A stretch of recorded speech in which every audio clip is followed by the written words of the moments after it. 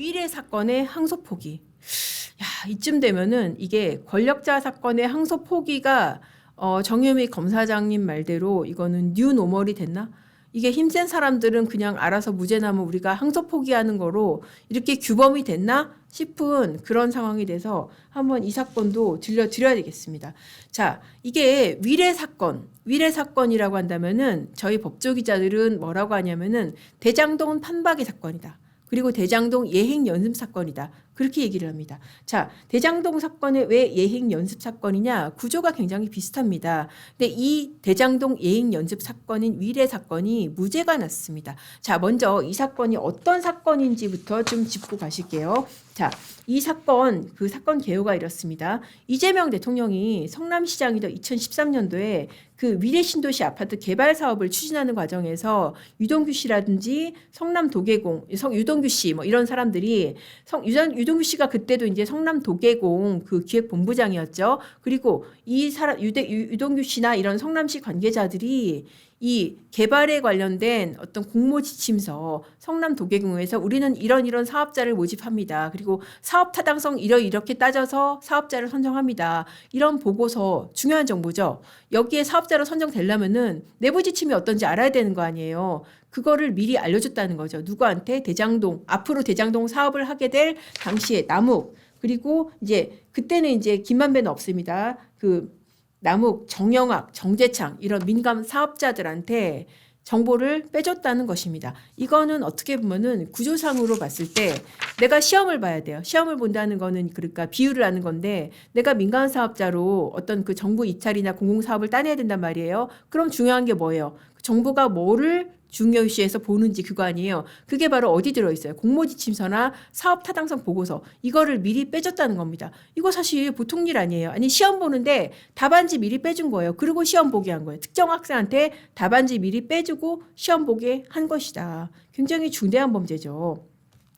자, 그렇게 해가지고 어떻게 하겠어요? 이 민간업자들이 어마어마한 이득을 얻었겠죠. 물론 이제 여기서는 액수가 하여튼 최소한으로 한 것 같아요. 유죄 판결을 받기 위한 최소한으로 한 것 같은데 이렇게 내부 비밀을 이용해서 42억 원의 배당 이익을 챙겨갔다라고 기소를 했습니다. 그리고 이 사업을 한 게 호반건설인데 호반건설이 169억 원을 가져가게 한 그런 혐의가 있습니다. 이게 왜 중요하냐면은 이런 구조 있죠. 그러니까 시가 사업을 하면서 공사를 세우고 그리고 이제 특정 업자들하고 짬짬이를 내가지고 야 우리 이런 식으로 사업자 선정할 거니까 너네 입찰해. 내부 정보 빼주고 그 사람들이 사업하고 그 사람들이 어마어마한 배당 이익 챙기고 자 그러면 생각되는 게 뭐예요? 그중에 당연히 얼마는 떼어주지 않았겠냐. 성남시 몫으로. 그거 아니에요? 자 어떻습니까? 대장동이랑 구조 똑같습니다. 그래서 이게 2013년도예요. 2013년도에 위례를 이런 식으로 하고 보니까 이거 얘기 되네. 장사 되네. 그렇게 해서 2015년도에 대장동을 한 게 아니냐. 그래서 대장동 판박이, 대장동 예행 연습 사건이 위례 사건이라는 것입니다. 자, 그러니까 이게 지금 왜 중요하냐면은 부패방지법을 적용을 했는데 부패방지법이 이렇게 공직자가 업무 수행 중 알게 된 비밀 있잖아요. 이거를 이용해서 재산상 이익을 취득하면은 7년 이하 징역 5천만 원 이하 벌금입니다. 자, 형사처벌보다 더 중요한 것은 이 범죄로 얻은 이익을 다 모조리 몰수 추징할 수 있게 되는 거예요. 그래서 우리가 이 지금 부패방지법 나중에 이제 법명이 바뀌었는데 이 조항을 대장동 때도 적용을 했었던 겁니다. 어떻게 하려고? 민간업자들이 얻은 이익 다 환수하려고. 그래서 이 조항이 중요하고 이 구조가 중요한데 이거를 법원이 무죄 판결을 했어요. 뭐라고 무죄 판결을 했냐? 자, 법원의 무죄 판결이 타당한지를 좀 따져봐야겠죠. 그래야지 항소 포기가 맞는지 안 맞는지를 우리가 판단을 할 거 아니에요. 자, 지금 법원이 뭐라고 그랬냐면은 내부 비밀을 이용해서 상당한 재산상 이익을 얻은 것은 인정이 된다. 내부 비밀 빼낸 거 맞네.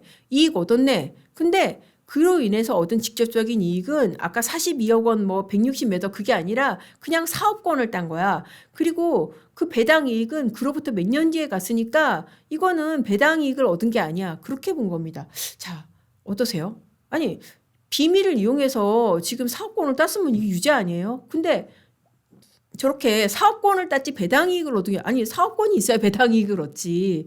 근데 법원은 굉장히 지금 이렇게 막 토막을 쳐서 봤더라고요. 자 그리고 또 뭐라고 하냐면은 법원이 이춘근 부장판사입니다. 중앙지법의 이춘근 부장판사가 자 이렇게 배당 이익을 얻기까지는 사업권 외에도 여러 가지 다른 요소가 있다라는 거예요. 그러면서 사업자로 선정돼서 배당금을 받을 때까지 성남시의 주택사업 분양, 시공, 별개 절차, 제3자의 행위 이런 게 그러니까 중간에 들어가는 게 많기 때문에 이런 비밀을 빼준 행위하고 최종적으로 배당금을 받은 거하고 직접적인 인과관계를 인정하기 어렵다.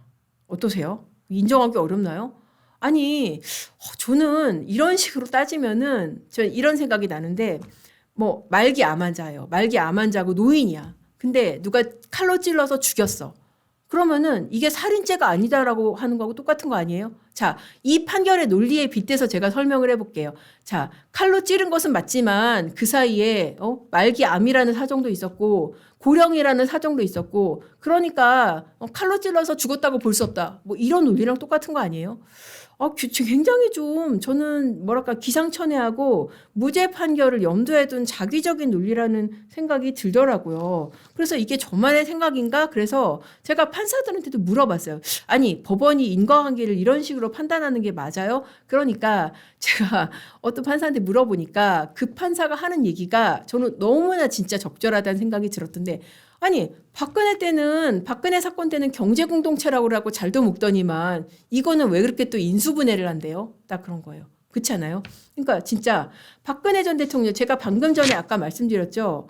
아니 경제공동체라고 하면서 지금 정말 가족도 아닌 사람들을 갖다가 꽁꽁 묶어가지고 최순실이 받은 거를 박근혜가 받은 것이다. 이렇게 하더니 지금 이 사건에서는 지금 사업권을 딴 거지 배당이익을 얻은 게 아니고 사업권과 배당이익 사이에는 뭐도 있고 인수분해를 해가지고 인수분해 아시죠? 그러니까는 정말 진짜 하나하나 숫자를 쪼개듯이 그렇게 해가지고 무죄다. 이렇게 한 논리라는 것이죠. 자, 이게 뭐랑도 비슷하다? 이재명 대통령 공직선거법 2심 사건하고도 비슷하다. 그러면서 판사들 하는 얘기가 논리에 자신이 없고 무죄를 쓰고 싶으면은 이런 식으로 정말 진짜 갖다 붙여서 그렇게 한다는 거예요. 그래서 이 사건도 이렇게 한 것으로 보인다. 자, 어떻습니까? 제가 들려들은 1심의 무죄 논리 어떻게 납득이 가시나요? 이거 항소해야 될까요? 아니면 이 상태에서 포기를 해야 될까요? 자, 이거는 누가 봐도 당연히 항소를 해야 될 그런 내용입니다. 자, 이 사건 근데 왜 항소를 안 했을까요? 뻔하죠.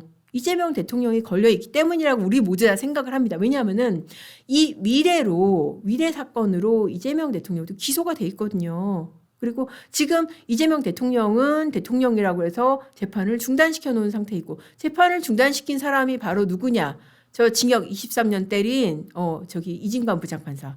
재판 중단돼 있는 상태고 이 사업자들만 위례 사건 이번에 재판 진행을 했는데 법원이 무슨 지금 직무상 비밀 이용한 거 인정을 하고 이익 얻은 것도 인정을 하면서 인과관계에서 잘라버렸다. 이거는 제가 아까 말씀드린 대로 굉장히 억지스럽다. 말기 암 환자, 노령의 말기 암 환자를 칼로 찔러 죽이면은 뭐 칼로 찌른 것은 맞지만 노령도 있고 암세포도 있었으니까는 뭐 칼로 찔러서 죽었다고 할 수 없다. 뭐 거의 이런 논리 아니에요, 진짜.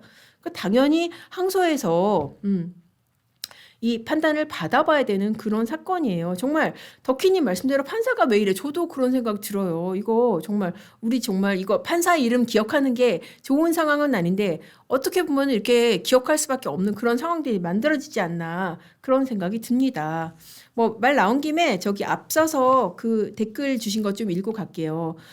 박 대통령님 무죄가 나왔으면은 다시 돌려줘야 되지 않냐 해바라기님 말씀하신데 무죄가 안 나왔어요. 안타깝게도 대부분의 사건에 다 유죄가 나왔기 때문에 결국 이제 이 주택도 공매로 넘어가고 그런 상황이고요. 정말 진짜 저도 가세연의 행태를 진짜 이해할 수 없고 어떻게 사람이 이래도 되나 그런 생각이 들고 저도 충분히 화가 나는 그런 사건이었었습니다. 아무튼 지금 제가 잠깐 지금 돌아갔는데 다시 미래로 돌아오자면은 자, 이렇게 해가지고 이 말도 안 되는 1심 논리에 대해서 당연히 어떻게 해야겠어요? 항소해야겠죠. 그런데 이것도 항소 기간 말일까지 아무 소식이 없었습니다. 또 이거 기다려야 되나? 저희 법조 기자들 슬슬 또 불안해지기 시작했습니다. 아, 이거 항소기간 말일이 이제 4일인가 그러는데 이것도 막 12시까지 기다려야 돼? 그런 생각이 들었는데 왜 슬픈 예감은 틀리지도 않는지 그날 저녁에 서울중앙지검에서 딱 뭐라고 하냐. 법리 검토 결과 및 항소 인용 가능성 등을 고려해서 항소를 제기하지 않도록 했다. 이게 뭔 소리야 도대체. 법리 검토 결과? 법리 검토 여러분 어떻게 보셨죠? 법리 검토 그냥 제가 간단하게 해봐도 이게 말이 안 되잖아요. 지금 덕희님 말씀대로 지금 사업권하고 배당 이익을 이원론이 아니라 이원론으로 지금 굉장히 잘 분석을 하셨는데 지금 이렇게 하면 지금 말이 안 되죠.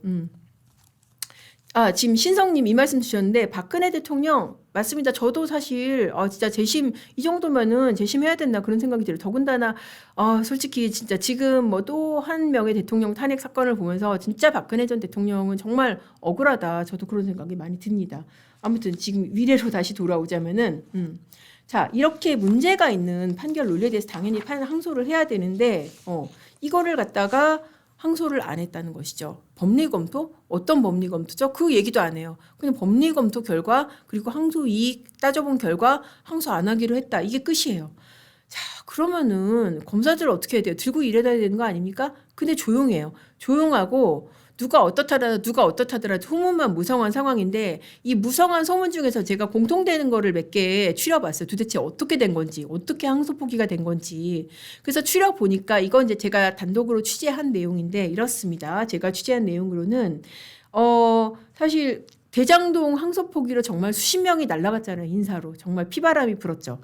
이제 그러고 나니까 진짜 칠링 이펙트가 굉장히 컸던 것 같아요. 이제 이런 분위기에서 중앙지검에서 우리 항소해야 됩니다. 이렇게 안 한 거예요. 지금 중앙지검장이 누굽니까? 박철우 지검장. 그러니까 친정부 검사의 대표격으로 꼽히는 사람이죠. 그러니까 이 사람이 1안 항소, 2안 항소 포기 뭐 이런 식으로 대검에 올렸다는 거예요. 우리 먼저 항소 안 하겠습니다. 이렇게 하다가 나중에 조금 후가가 두려우는 모양입니다. 1안 항소, 2안 항소 안 한다. 그런 식으로 대검에 올리고 대검은 여기서 또 자기네들이 항소 포기 이랬다가 또 자기네들이 욕먹을 것 같으니까 항소 그래 1안으로 할게 뭐 이렇게 해서 항소하는 식으로 올렸는데 이게 법무부에서 뒤집어졌다. 이런 얘기가 굉장히 조금 많이 돌고 있습니다. 아니 법무부가 항소에 왜 관여해? 아까 저기 정성호 장관도 인터뷰 내용 중에서 항소 관여 안 한다고 하는데 근데 지금 검찰 사이드에서는 이런 소문이 파다합니다. 대검과 중앙지검도 다 어쨌든 항소하는 쪽으로 올렸는데 이게 법무부에서 뒤집어진 것 같다. 그런 얘기가 지금 굉장히 파다한 상황이에요. 근데 이런 상황에 대해서 사실은 여차저차해서 중앙지검이든 대검이든 우리는 항소하는 걸 올렸어요. 근데 저기서 꺾은 거예요. 라고 얘기라도 있어야 되는데 이런 방구 얘기조차 없다. 이게 정말 저는 너무 무서운 상황이라는 생각이 듭니다. 아니 그렇잖아요. 지금 지난번에 이 구조가 똑같은 대장동 사건에서는 어땠습니까? 정말 시끄러웠잖아요. 그때는 난리 났잖아요. 지금 게시판에 글도 쓰고 지금 중앙지검장은 나는 의견이 다르지만 어쩔 수 없이 그냥 항소 포기할 수밖에 없었다라고 본인이 사퇴를 냈고 그리고 노만석 총장 대행이 그거 내가 항소 포기 그냥 이런 거 저런 거 고려해서 한 거야 라고 했다가 좀 욕을 먹고 무슨 검사장 일동 지청장 일동 항의 성명 다 받고 결국 사퇴하지 않았습니까? 그랬는데 지금 이 사건은 그런 움직임조차도 없이 너무 조용하다. 이렇게 제가 아까 말씀드린 대로 당연히 법리상으로 항소를 해야 되는 그런 사건에 대해서 이렇게 설명도 안 하고 항소 포기를 했는데 수사검사든 아니면 중앙지검이든 대검이든 누구 하나 나서는 사람이 없이 너무 조용하다는 겁니다. 무섭지 않습니까? 저는 되게 무섭다는 생각이 들어요. 그나마 어제 이 와중에 나온 목소리가 이제 박철한 부산지검 중요경제범죄조사단장이 이제 글을 하나 올렸더라고요. 그래서 내가 위례하고 대장동하고 얼마나 똑같은지 모르겠는데, 그러니까 저랑 똑같은 그런 얘기예요. 너무 조용해. 도대체 설명 좀 해줘. 아니, 대장동 항소 포기하고 위례 항소 포기하고 뭐가 같고 뭐가 다른 건데, 도대체 설명 좀 해줘. 그리고 항소의 이익이라든지 어떤 법리상 문제라고 그랬는데, 법리상 문제가 있으면 기소는 왜 했는데, 중앙지검 너네 설명 좀 해줘. 그런 글을 어제 올렸더라고요. 이 사람 글 올린 거 왜 지금까지 수사검사라든지 아니면은 중간에 결제 라인이라든지 아니면 대검이라든지 중앙지검에서 이렇다 할 설명이 하나도 없습니다. 설명이라든지 이프로스 글이라든지 이런 게 하나도 없어요. 너무 참 무섭죠.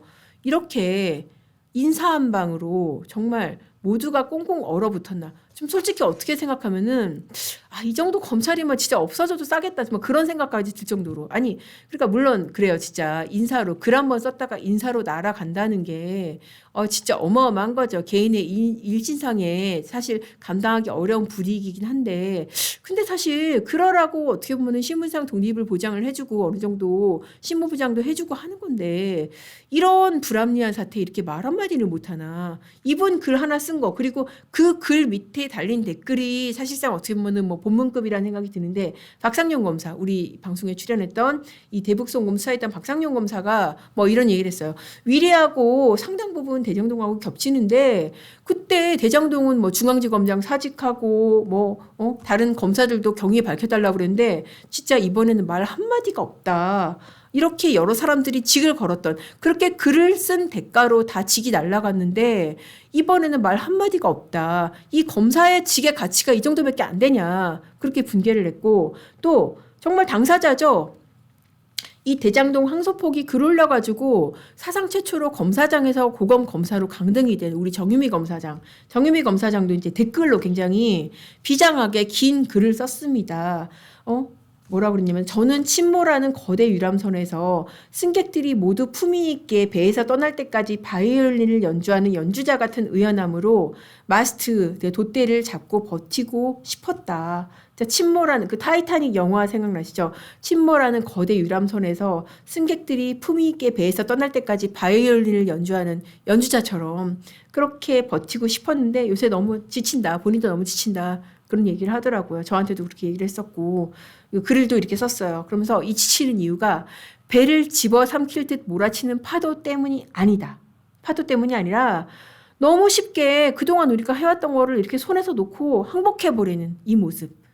이것 때문에 정말 내가 너무 지친다라는 것이죠. 그러면서 이렇게 어느 순간부터인가 권력자가 관련된 사건은 그냥 항소포기가 뉴노멀이 돼버렸다. 자, 이재명 대통령 이 사건으로 어떻게 될까요? 만약에 이 부분이 항소포기로 무죄로 확정이 되면은 그렇게 되겠죠. 아마 지금 이렇게 된 상황이잖아요. 피고인들은 무죄 났으니까 항소할 리가 없고 그러면 항소포기가 확정이 되겠죠. 그러면은 이 부분은 이재명 대통령이 퇴임 후에 재판을 받더라도 이미 무죄로 확정이 난 부분이라서 아예 그냥 의미가 없어지는 겁니다.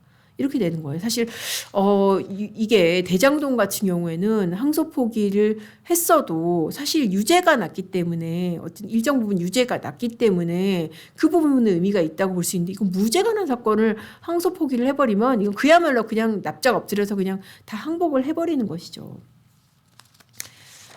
너무 답답합니다. 그래서 또 참 이게 답답한 소식을 그래도 들려드리는 이유가 우리가 이거 알고 지켜봐야 된다. 그런 차원에서 제가 들려드리는 겁니다.